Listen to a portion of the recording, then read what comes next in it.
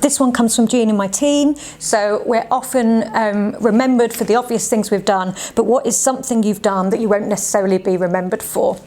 Yeah, that is a really tricky question. It's a really good question.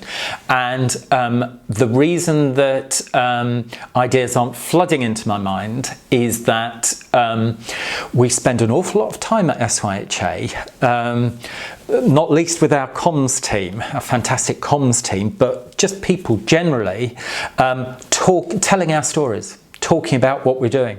So where there have been things that have really mattered, I've gone out of my way, or else other people have nudged me in the ribs and said, come on, you've got to get that story out there.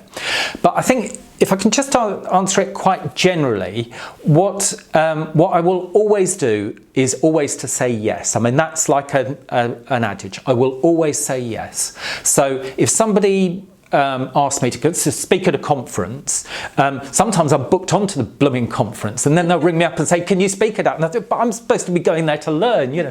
But yeah, I'll do it. Yeah, I'll do it. Similarly, if anybody ever says, oh, I'm doing a piece of research, I get students. Yeah, this is a good example, actually. Quite a lot of students from time to time will say, I'm just doing such and such piece of research or whatever.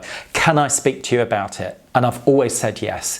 And that's absolutely no benefit to SYHA particularly, but I do think there's something about just being generous with your time, with my time, and just helping people if you can give them a hand. And nobody would know about all those various quotes in student essays, and probably even the students themselves have forgotten about them. But I think that general principle of saying yes and helping people, regardless of whether there's any direct or indirect benefit for me or the organisation, that's probably the thing.